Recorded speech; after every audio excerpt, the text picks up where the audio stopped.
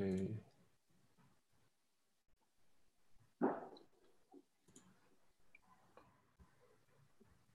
All right. So the live stream is getting ready right now. And we are live. Yeah. Okay. So, hey guys, this is JJND representing Crypto Grinders. Yeah. And today we have a very, very special guest, I would say. Okay. Let me record this on computer. Okay. So we have David. David, hey, say hi from Chiang Mai here. Hi. Okay, so David is also very proficient in Mandarin, yeah. So give a greetings in Mandarin, that'd be nice. Yeah. 大家晚上好. Wow, so impressed. Okay, okay. So now let's wait for people to populate, yeah, and we will kickstart in a short few minutes, yeah. Okay. Mm-hmm.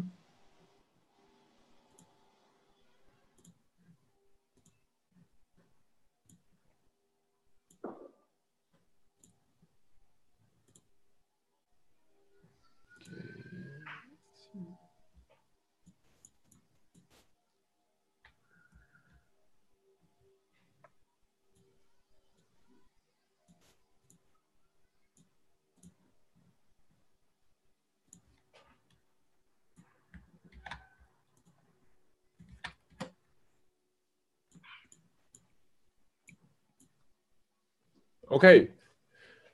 Okay, so let's begin, David. Okay, so very, very warm welcome, everybody on the Crypto Grinders channel, and very warm welcome to David, and especially taking out time, to really talk to us about Pundi X that he's advising so far. So let me just give a brief introduction to people who don't know David. Okay, so it's really a great honor when I was looking through the bibliography of David.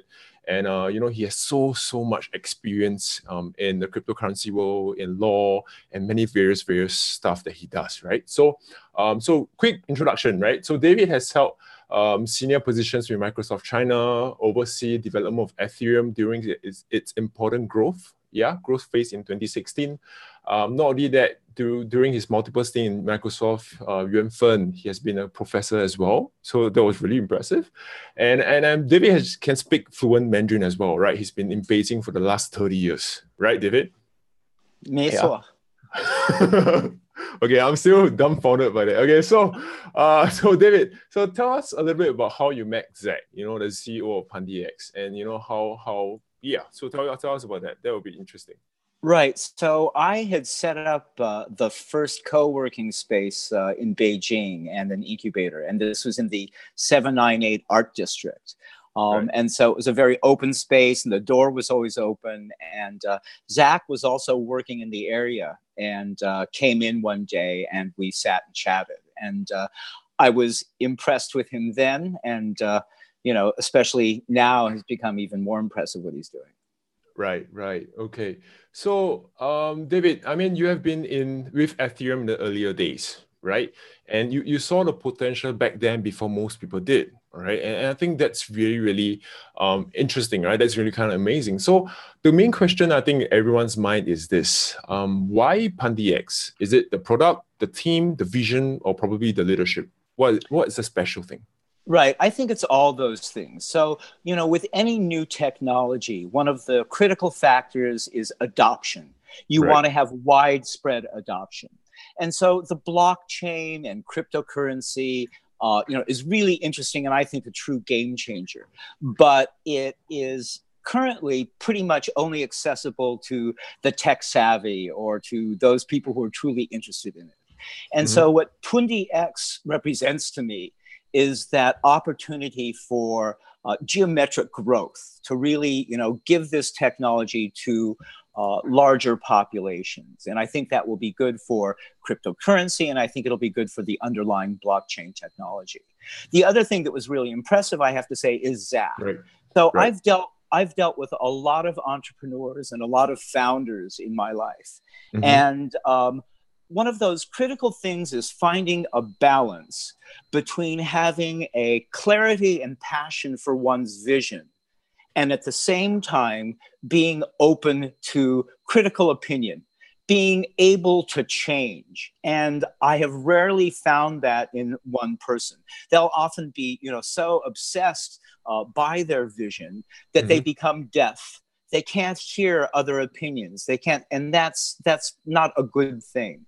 And with Zach, what's so impressive to me, and I think the whole team, is they're very excited about what they have, and they're really passionate, and they have great clarity about their vision. But at the same time, they're completely open to other people's opinions, to saying, maybe we should be directing it this way, maybe that way. And, that's, again, I mean, finding that balance in entrepreneurs and in a team is really good. And that's what excites me about Pundi X. Right. So, David, as an advisor for Pundi X, right, what advice does the team seek from you? Like, what exactly, in which aspect of the business? Right. So, I mean, I am a lawyer. And so, there's no matter what, when I walk into a room, there's going to be, the lawyer's here. So, right. I mean, naturally, the advice or the questions are often going to be related to that. But why this is such an interesting field, particularly to lawyers, is that it's so uncharted. You have really a paucity of regulation from any jurisdiction that really looks at ICOs or at the blockchain or at cryptocurrencies.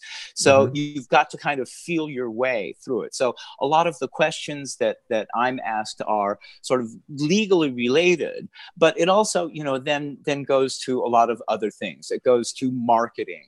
Are we giving a clear message? Are we being transparent enough? I mean, we're not a securities, so we're not going to be dealt with that way. But we're, kind of in this gray field right now. And how do we navigate that, being safe and being smart? So a lot of the questions are directed in that way. Right. Okay. So this is with regards to Pundi X, timeline and white paper, right? So I was reading through it today, and I realized it has a very tight timeline. Right? It has a lot of things to do in the next couple of years, right? 3 years to be exact. So do you personally feel that Pundi X is a very aggressive timeline by trying to expand too much? I mean, based on what you feel. Yeah. I don't think it's too much. I think it's aggressive, but I don't think that one has an option in this field, in the technology, because it is changing so quickly. And so one has to be very agile, but I think one has to at the same time be very aggressive in terms of getting out there and getting it to market. So yes, it's an ambitious, if aggressive has some kind of negative feeling to it, it's a very ambitious timeline. Right. But I think it's appropriate both for the team, the product, and the market. All right, cool. So personally, which countries do you think, in your opinion, could be most receptive to the idea, of being able to buy cryptocurrencies from convenience store or from anywhere in the world? Which countries? What do you think? Right. So I mean, I think it has global potential, obviously, but I think by focusing on Southeast Asia, and I think in the first instance on Indonesia, is a wise idea, because you're dealing with this demographic that we call the unbanked. So, a massive population that has never stepped into a bank, doesn't have a bank account, doesn't have a credit card, has no access to financial services or insurance services or any of these services.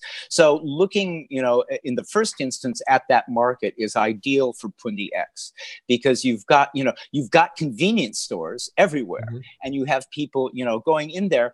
And to be able to have a POS device that enables your everyday consumer to get cryptocurrency, and it allows your everyday vendor, the owner of that shop, to exchange that cryptocurrency is brilliant. And so I think that this is a great place to start. But the potential is it's just like Alipay or Apple Pay or any of these things. It will become omnipresent. It will spread. And I think Pundi X is, doing this at the right time and in the right place. All right. So which countries do you think will be most receptive? Like, could it be in terms of Asia? Which continent? In your opinion? Yeah. I think Southeast Asia is definitely going to be the most receptive right now. Right. I think, it's going to be, it's, always difficult to predict the future, but I would think that probably the next step might be someplace like Latin America and South America. I think you have a lot of markets that share that similarity in terms of people's access to banking and to financial services. So that may be a next step. Africa, I think, is a great target for it. So looking at those markets first, it's opposite that you would do with a lot of different kinds of technologies, where you would go, to America or to Europe first. And I think that this is the right approach for this kind of product and service. Right. Okay. So this is with regards to, your experience in law and in terms of cryptocurrencies. And of course, this is something to do with you being in Beijing for the last, 30 years or so. And so with your vast knowledge in the Chinese market, right? So how do you think the Chinese economy or government even are viewing cryptocurrencies now? Are they seeing it as a challenge, or what exactly do you think they are doing right now? Well, I think there's, such great uncertainty, and, the current Chinese government is very interested in control. They want to be able to control things and to have absolute control over things. And so, you're seeing the cryptocurrency exchanges all shutting down. You're seeing ICOs being, made illegal. So China, sort of pulls back on these things, and it has that power to be able to do it, from a central position to stop. So there's kind of, I sort of see it right now as a hiatus, as a wait and see period, because China also will not miss a great opportunity. And so, when this, if as hoped, this, takes off in Southeast Asia, I think China will be very, very interested in it. Now, will they invite Pundi X to come in as a, quote, sort of foreign entity? Not, how often does that happen? So again, we have Google, we have Twitter, we have Facebook, and in all those instances, you had the Chinese develop a counterpart. So I think the more likely scenario would be in terms of licensing, the technology and the know-how behind this, in terms of Pundi X kind of penetrating the China market, but that's a ways down the line. Right. So in the white paper or in the plan or in the timeline, Pundi X did mention they hopefully, when the regulation allows, move into the Chinese market. So that's what you are kind of, looking at, right, in a few years' time or so, in that sense, right? Exactly. But I think it's one of the most difficult markets to predict, in terms of how it will develop in these areas. Because when there is a political will for anything in China, it can be done very, very quickly. So, 2 months ago, the cryptocurrency exchanges were booming in China, and now they're closed down. So they could start up just as quickly again when there's that political will to do so. So I think, China's not a market that anyone can ignore, no matter what you're doing. But it is at this point, I think, very much a wait and see market in terms of cryptocurrencies. Right. Okay. So now that we understand how the Chinese are viewing it, okay, I've got some little snippets of how people are viewing Pundi X, right? So, I mean, as an advisor of Pundi X, which do you feel is the most apt way of looking at Pundi X, right? Now, we had a small discussion just now, right? So, okay, so the first one, okay, David, you can voice out how you feel, okay? Some people say it's the Omisego of Indonesia because it's the first ICO in Indonesia, the first hardware ICO globally. So what do you think? What do you think about that? As I told you before, this is not one of those games that I particularly like to play. Like, if marketing people want to put out that thing, I think that's fine. But I think that it detracts from the innovation of the product, and I think it also detracts from the kind of genius of the team. So I kind of stay away from that. I mean, I think it has something in common with a lot of different, companies and startups that are out there. In terms of what it want, in terms of its use of cryptocurrency, in terms of its building on blockchain. But I think that what it's doing and how it's doing it is unique. So I would rather think of it as the Pundi X of Pundi X, so that it can be kind of its own thing, its own identity, its own brand. Right. Okay. Okay. So, someone did mention that Pundi X has a very popular ICO participation in Bitcoin Talk ever. So how do you think about that? As a forum wise. In terms of, I'm sorry, can you say that again? Being a forum, Bitcoin Talk. Yeah. So it was mentioned as being one of the most popular ICO participation. Yeah. Right. Well, I think everybody who's interested in cryptocurrency, and particularly interested in the application of the underlying technology of blockchain, is going to be very interested in seeing that there's this company out there that has a vision and a product that will enable this to spread to a huge audience. So by looking, by Pundi X focusing initially on Indonesia and the unbanked demographic, that's going to excite people who are looking to, see the expansion of cryptocurrency and of blockchain. So, you've got a lot of ICOs out there, a lot of startup companies that are, trying to do things, but I don't think that you have many that have the clarity of vision and that have things kind of set up for success. So, Pundi X has a really interesting lineup of strategic partnerships, as well as a fine product, fine team that will enable it to succeed in obtaining its vision. And so, again, I think that's going to excite people who are in Bitcoin, in cryptocurrencies in general, and who are interested in blockchain. They're going to be really attracted to Pundi X. Okay, so someone also mentioned, hey, Pundi X is the most talked about ICO on Facebook, right? As the 7-Eleven of cryptocurrencies, and they allow users to buy and use cryptocurrency anytime, anywhere. So how true do you think this could be, or could eventually reach to? Oh, I think it has absolutely that potential. I mean, I have to preface this by saying that I go for a lot of things that are advertised on Facebook. I mean, they have a clear understanding of who I am. So any kind of ICO that's out there, I will see an ad for. But I think, again, that this has a certain broad appeal that some of the other ICOs that are advertised on social media don't have.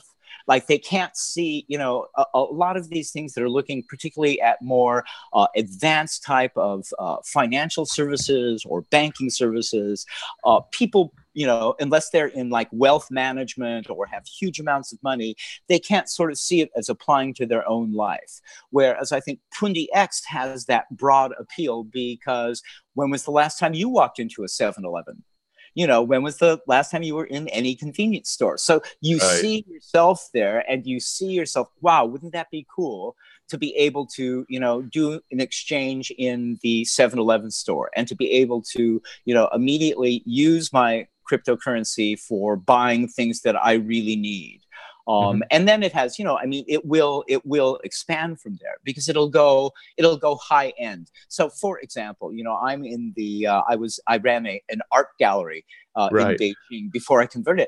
And the idea of being able to have Pundi X in an art gallery is brilliant. Brilliant. Because people, particularly on that point of sale, when people are buying, it's not necessarily on impulse, but they've fallen in love with something. So it's one thing to want to have a bottle of water and to be able to pay for it in cryptocurrency, and that's terrific.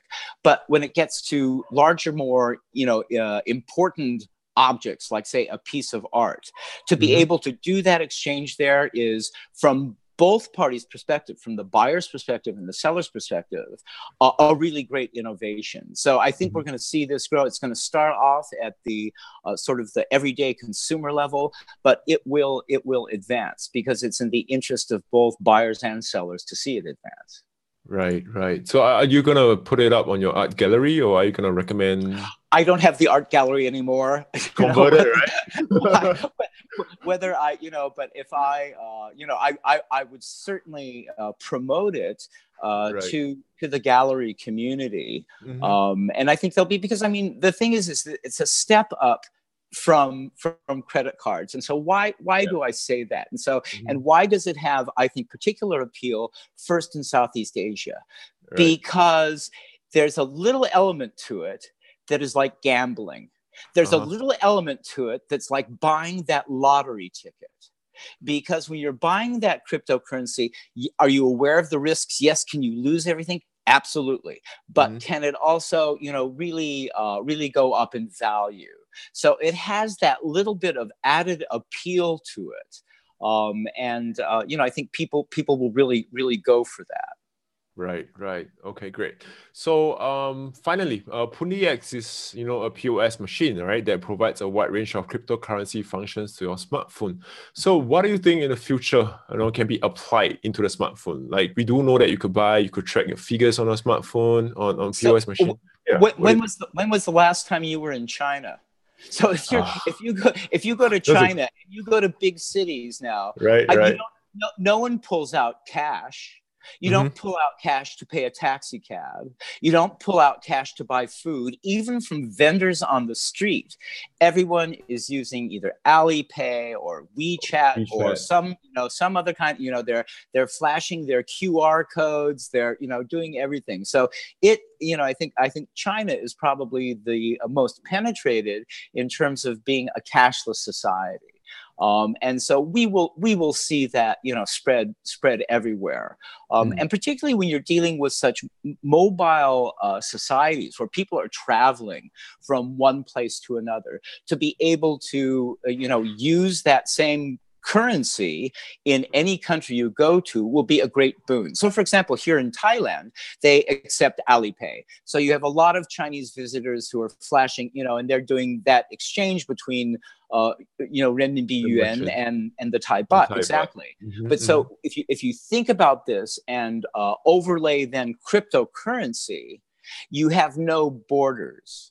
So when you're traveling from one place to another, no matter where you are, no matter where your smartphone is from, you're going to be able to pay for that from your one account. And it may be a wallet with multiple currencies in it. And I think you're going to start seeing, and we're seeing it already with those exchanges that we're doing exclusively on cryptocurrency. They're now moving into kind of a mixed bag of both fiat and cryptocurrency. And so you can see where that, on your phone, you go to some vendors that say, oh, no, we don't accept, a cryptocurrency, but we'll accept fiat. Well, you're still going to have that same payment channel that you can use. So it's going to completely change things, I think, in terms of our buying and selling habits. Right. So I mean, this is a great reply, right? So how do you think the global cashless payment system will change in the future? What do you think would spearhead this project? Again, I think, if you go to China today, you go to the big cities, you go to Shanghai, you go to Beijing, you go to Guangzhou, you see what it does. And so there's again, you're not bothered or worried about cash.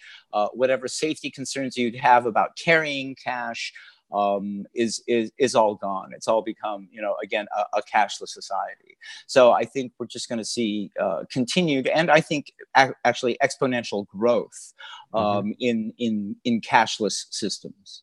Right. So how long do you think it will take for the masses to adopt, this particular form of payment, right, all around the world? Let's see, what time is it now? So, that's obviously impossible to predict. Right. My own view is that if Pundi X is successful in putting it into convenience stores throughout Indonesia, it's going to be adopted very, very quickly. So, again, this field is presenting, it was like when we were talking about aggressive timelines. Yeah. You can't be aggressive enough with the changes that are going on. So, I think that you're going to see probably within 18 months, there's going to be, you'll have to ask that question again. But I think looking at a 3-year timeline, a lot of it also is going to be dependent on the way that governments respond to this and what type of regulatory framework they feel is necessary for this. So there's a lot of unknowns, but I think it's all very, very positive. Right. Okay, great. So David, let's go to the YouTube live channel and let's see what questions does the audience have, right? And okay, so generally, let's see. Let me ask you. All right, so there's this person called Like Peace. Like Peace asks, so how is Pundi X going to deal with the crypto situation in Indonesia? I think it's been asked by him and a few others also in the Telegram chat, I believe, when the news was released. So I mean, in general, how do you think the government or banks would behave, when it comes to cryptocurrencies in Indonesia? Because right, so yeah.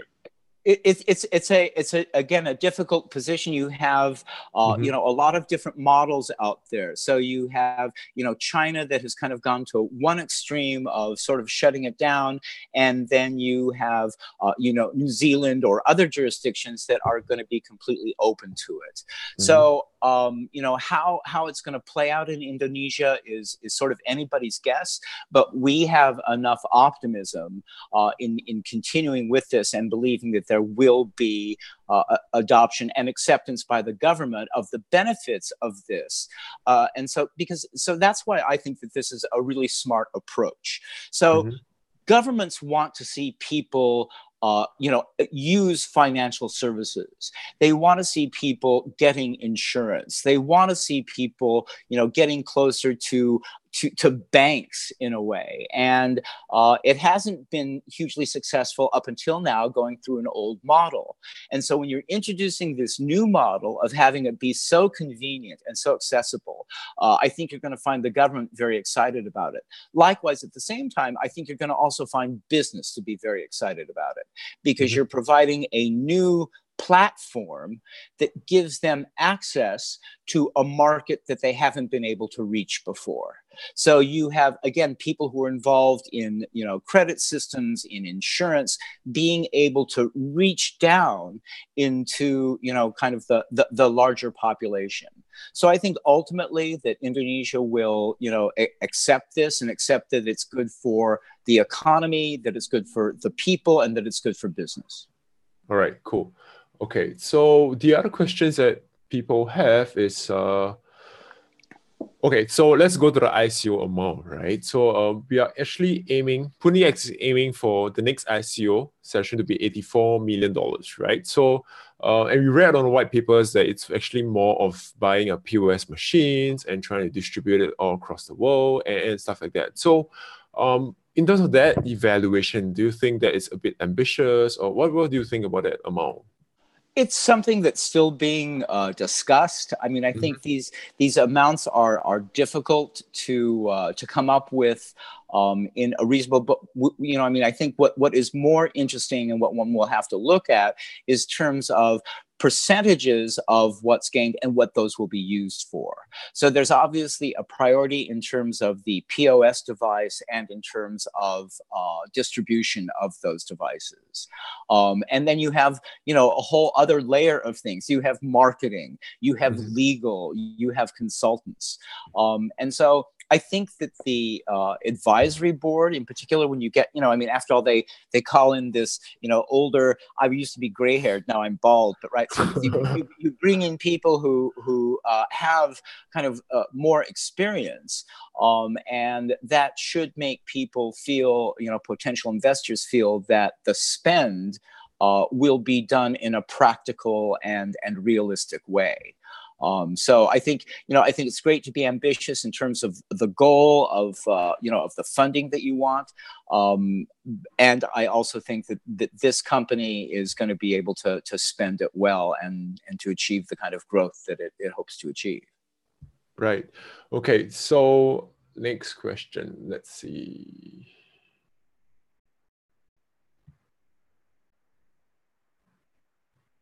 Okay. So the next question is,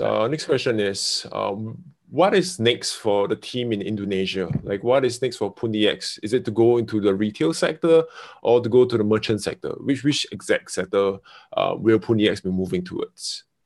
Well, I think they're going to have to see what the initial reaction is at this, kind of consumer level in terms of the convenience stores.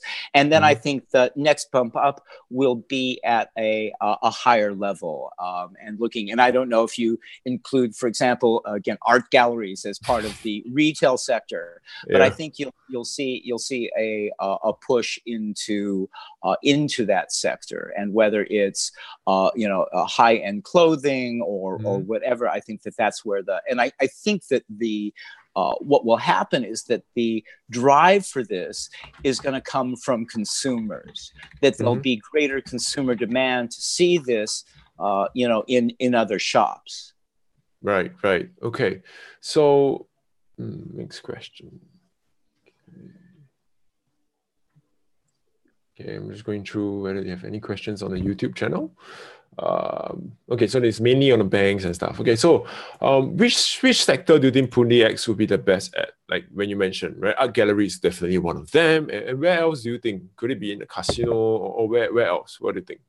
I think it'll be I don't think there's any limitation to that. So it's going to be a process of building a channel. And I think along the way, you're going to have, again, the channel driving into other sectors. And so people are going to be seeing the opportunity, when they see the success at the sort of convenience store level and they see that spread, then I think there will be a natural evolution of seeing that build up through other sectors. Right. Okay.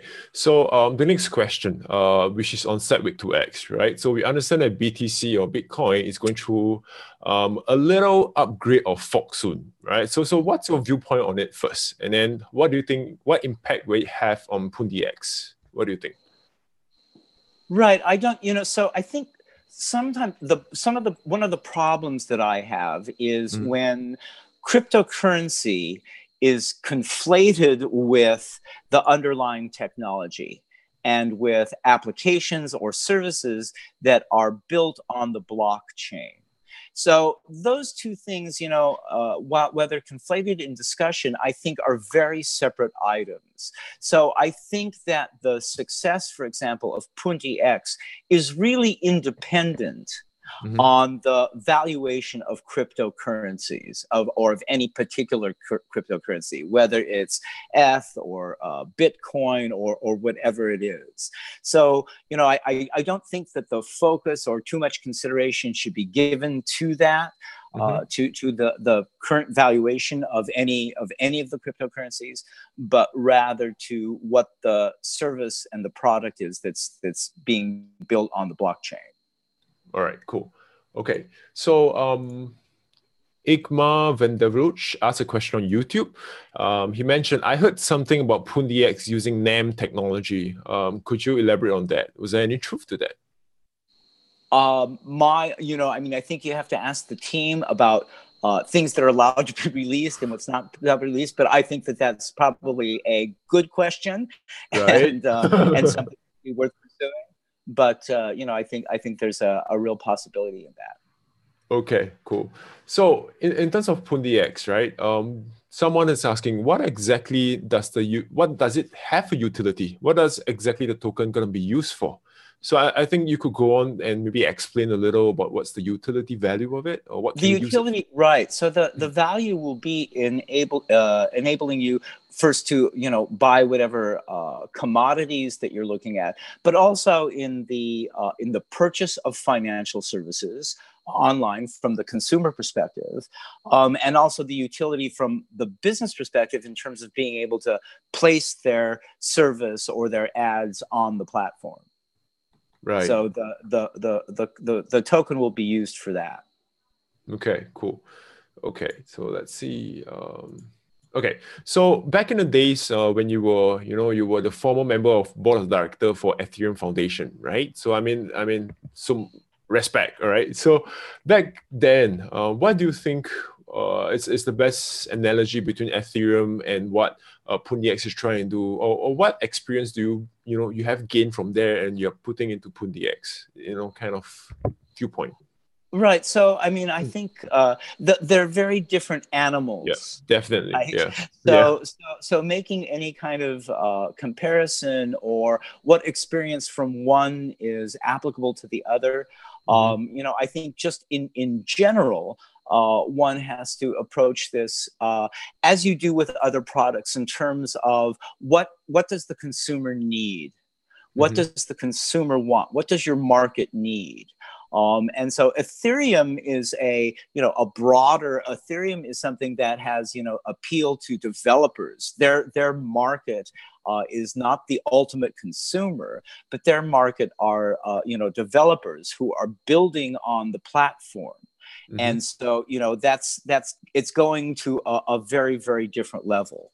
Pundi X is building on that platform, but looking at an actual market, not developers. They're looking at, consumers and at businesses.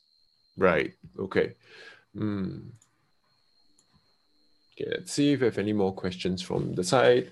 This one. Okay, so in terms of Pundi X roadmap, all right, or where it's heading towards, what do you think will be the next step or next probable steps, or in terms of regulations that Pundi X has to take note of, or in terms of movement or where it's going? So it will depend on the growth of things, but so I mean, from my perspective, so this is the role that I played at Microsoft China, and I was in charge of the legal and government relations. I mean, those things are combined, and so I think Pundi X will have an interest in seeing how the regulatory framework for blockchain and cryptocurrencies is developing in every jurisdiction. So it's going to be looking to encourage healthy environments for the spread not only of its own product, but for the health and growth of blockchain technologies in general. So that's going to be where my focus is, what I'm going to be looking at. So you have different members of the team who are going to be looking at other things, like what other markets can we expand to? Is Africa the next one? Is Latin America or South America the next one? So there's I think the vision grows together, and it's not really focused on any one particular thing, but focused on good, healthy growth. Right. Okay, great. So we understand from the technology side that Pundi X is actually working with Quantum, right? In a certain collaboration and stuff. So do you have any idea about that? Any information? Nothing that I can speak fluently about. I mean, I think again, when you're at this stage of development, you're looking at those strategic partnerships that would not only help you in the market, but in terms of developing your own technology. So again, I think the attitude of both Zach and the rest of the team is that we have this very clear vision, but we are open to whatever is going to make us be able to obtain that vision more quickly and in a better way. So again, I think that the different technologies that are out there are all kind of on the table, if you will. Right. Okay. So, let's see. All right, let's talk a little bit about the PXX token flow, right? Let's talk about the token flow. Where is it heading to? And so I'm looking at the roadmap right now, all right? And talk to us or share with us a little bit about the ecosystem that Pundi X is trying to create in the future. And where is the tokens going to go to and stuff like that. Would that be okay? Yeah. Yeah, sure. Again, I mean, I think we're at early stages right now. We're seeing in the market. I mean, you're seeing blips and things in terms of people developing each of with an ICO and the development of a new token and what are those going to be used for. And a lot of them, I think, are just sort of gambling bets that you would be, betting on a particular horse or anything. I think the distinction that that Pundi X does with its tokens is in terms of making it immediately usable from both the business perspective, in terms of having, again, financial services being able to place their service and advertising that service on the platform, and in terms of having consumers have immediate use to the tokens and being able to use it for purchasing of products.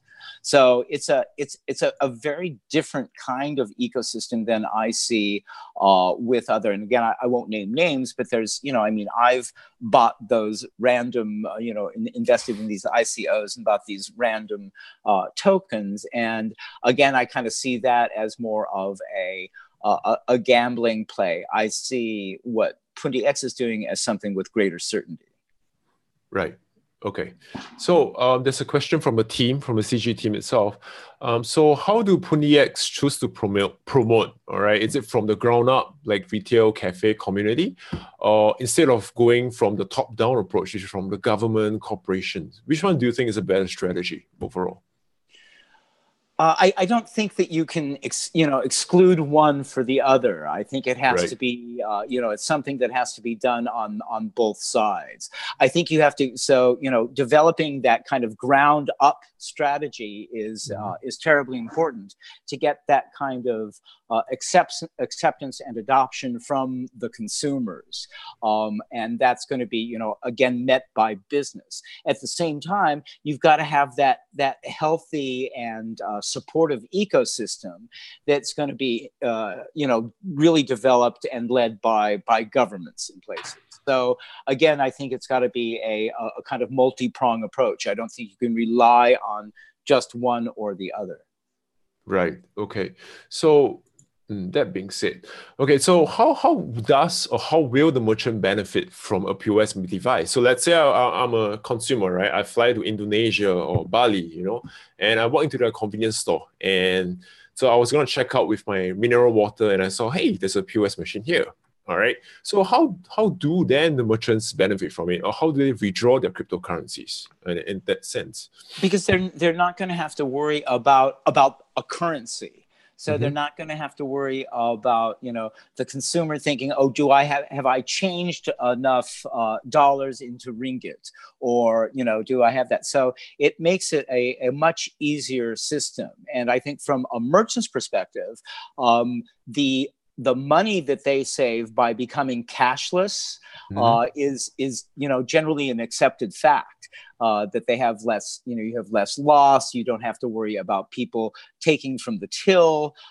You don't have to, there's a lot, it makes it much more easy to run a business. So I think it's going to be, and again, you're going to be open to having consumers just from everywhere in the world coming into your place and not having to worry about, what if they have enough currency on them, or having to pay those extra fees that come with using credit cards that are, denominated in a different currency.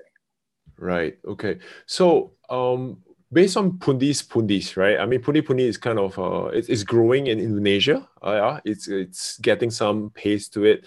Are you advising on Pundi on how it's going to transit into Pundi X? Or is it a totally different system overall? It's from my perspective, I'm just focusing on Pundi X. Right. And so how that transitions, or how those two things complement one another is a message for another day. Right. That's up to Zach to decide in that sense, right? Exactly. All right, cool.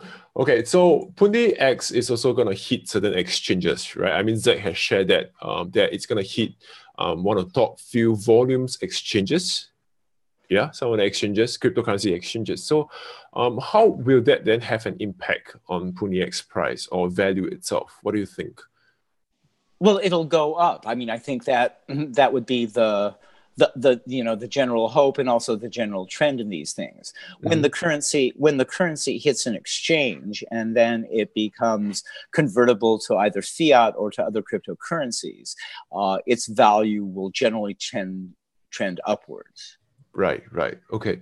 So one more question from the team. Now, instead of Pundi X doing the heavy lifting on educating, promotion, and deployment, do you think that a strategic partnership with multiple vendors around the world, could that be a better and faster option for expansion and deployment? I mean, trying to put a lot of POS machine all around the world, it's a very labor intensive, right? It's a very big, huge movement that I'm kind of seeing here, right? So what do you think would be the better steps in the future? Like, what do you think? Strategic movement? Again, I think looking for those strategic partnerships that are, that you're going to be able to kind of plug your product into in terms of distribution, because every market is different, and there's going to be different regulatory challenges, and there's going to be different cultural challenges in the adoption of the product and services in different markets. So being able to have strategic partnerships in each market that you're looking at is going to be critical, and I'm sure that will be the approach that's taken. Right. Okay. So now, in terms of deployment all around the world, right? Strategic partners and stuff. So what do you think could be some of the potential possible partnerships or companies, that Pundi X could partner up in the future, for that movement? Right. So I think, again, I think the convenience store approach particularly in terms of developing markets. So looking at, a big portion of the African continent and of Latin America and South America, looking at those stores that are omnipresent, and whether they're as convenience stores or they're selling, daily use things that people are going to buy rice or staple foods at. That's going to be, I think, a strategic move in most of the markets. I think when you start going into more developed markets, it may be something else. And so I think, using Indonesia or other developing markets as kind of the testing ground will inform how Pundi X then approaches the more developed markets. Do you go, kind of like upscale right away when you're able to have proof points of, look at this art gallery, look at, this particular brand, look at the, how the sales of Gucci or Versace, increase. That's gonna present, I think its own opportunity. Right. Okay, so questions from the team. Where do you think will be the fastest adoption for Pundi X, outside of Indonesia or Southeast Asia? Where do you think? I think other places in Southeast Asia, and again, I think particularly those countries where you have a significant portion of the population not using the traditional banking system. Right. So where you have, and I think that again applies to, countries in South America and Latin America, and I think, many countries within the African continent. So, I think those are going to be kind of the prime targets initially. Right. Okay, great.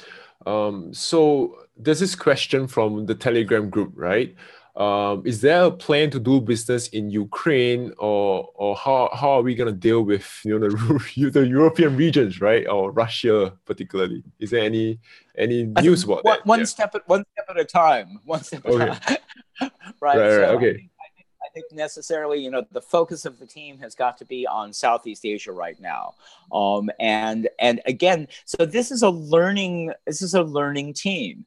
You don't have people who are, who are looking that like, this is the vision.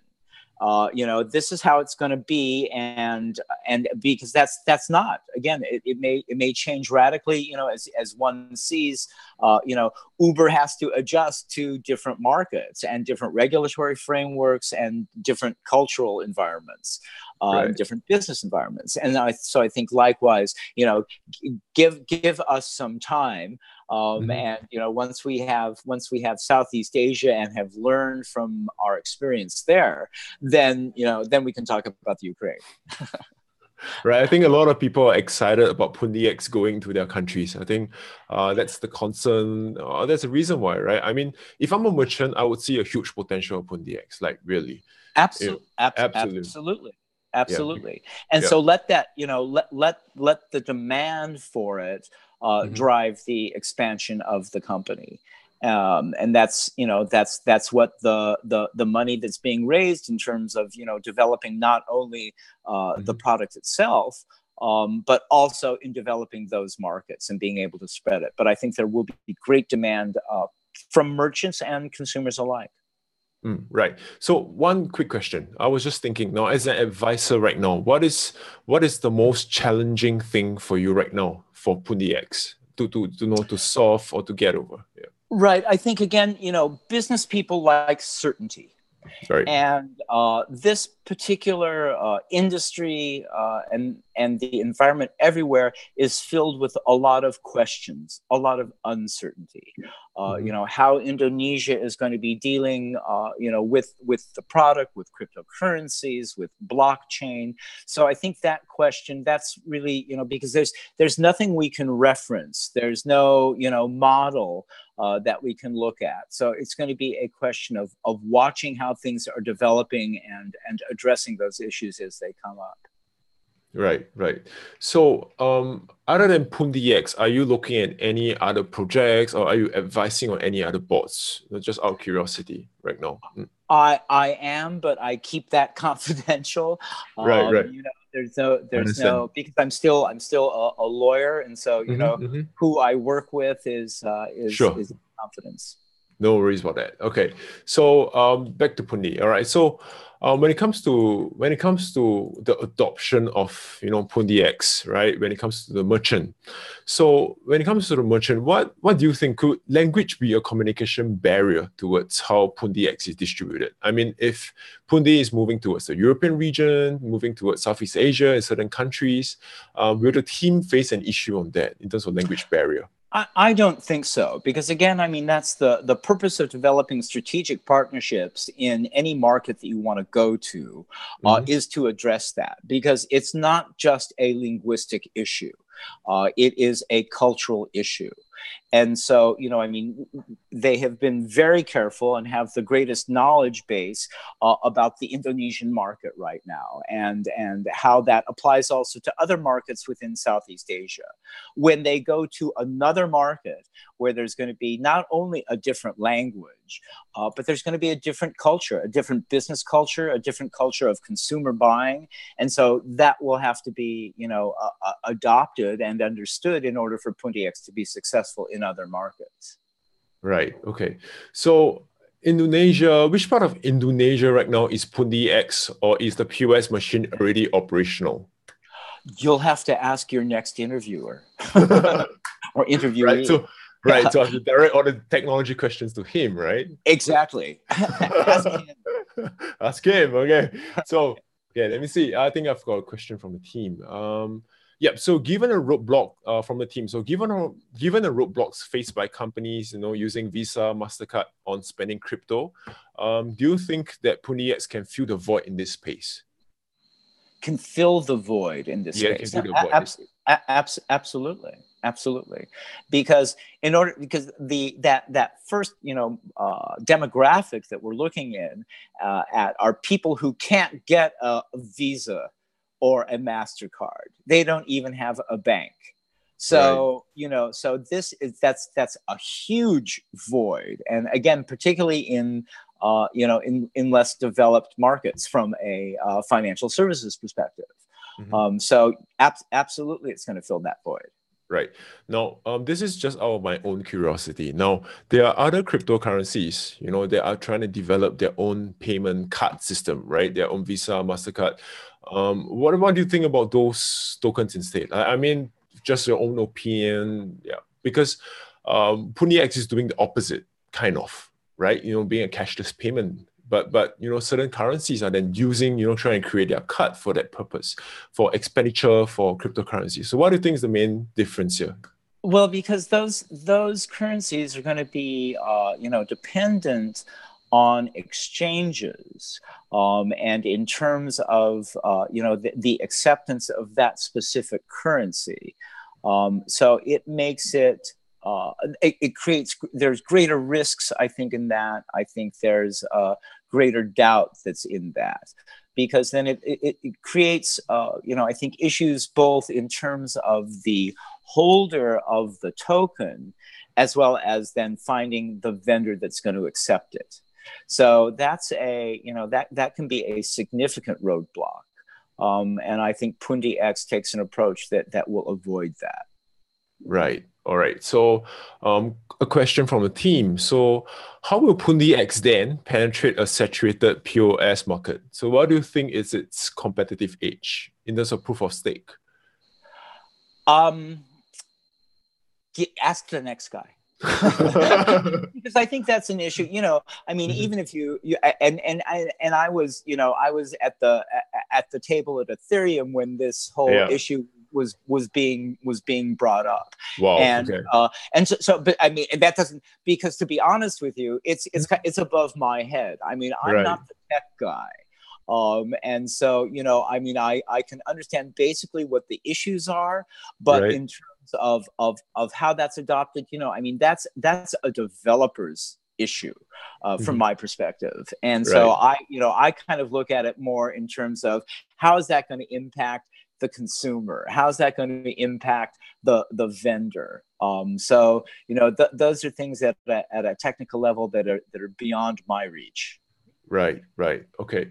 So, you have vast experience and knowledge in law, and bringing companies, I believe it was 300 to 500 companies into China, technological companies. So, I mean, that is a very impressive track record. So, how do you think with that kind of experience, that will help you in putting Pundi X all around the world? I mean, what kind of partnerships, or advisors or people that that could potentially help Pundi X in that sense?